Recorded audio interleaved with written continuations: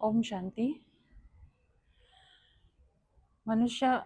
आज मनुष्य अपने दैनंदिन जीवन में मैं और मेरा यह दो शब्द बार बार उच्चारण करते हैं। जैसे हम किसी अनजान व्यक्ति से पहली बार मिलते हैं तो उनसे हम उनका नाम पूछते हैं, फिर वह क्या काम करते हैं और कहाँ रहते हैं, यह हम उनसे पूछते हैं। लेकिन यह सब शरीर के बारे में हुआ।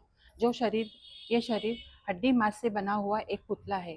जब इस शरीर में आत्मा प्रवेश करती है तो जीव आत्मा कहलाती है।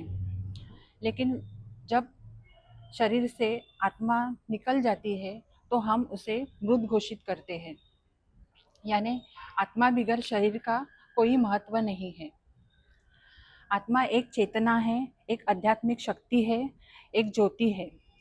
आत्मा का अस्तित्व हम इन आँखों से या किसी भौतिक साधनों से दिखाई नहीं देता, लेकिन हम उसे महसूस कर सकते हैं। आत्मा अजर है, अमर है, अविनाशी है।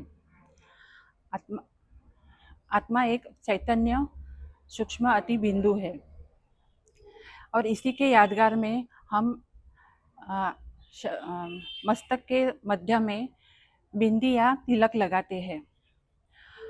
आत्मा की मुख्य 3 शक्तियां हैं: मन, बुद्धि और संस्कार।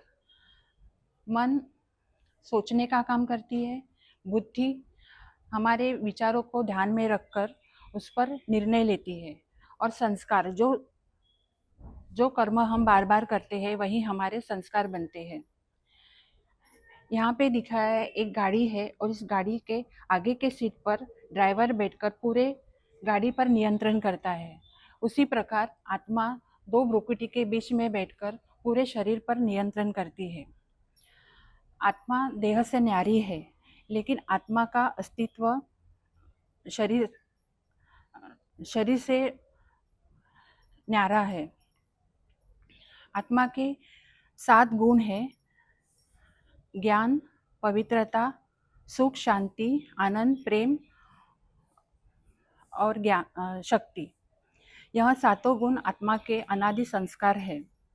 जब हम परमात्मा को याद करते हैं तो ये 7 गुण हमारे अंदर जागृत होते हैं। तो अभी हम अपनी चेतना को देह अभिमान से आत्म अभिमान में परिवर्तन करना है। अर्थात हम देह नहीं, देह को चलाने वाली एक अति सूक्ष्म आत्मा है। यह पाठ पक्का करना है। ओम शांति।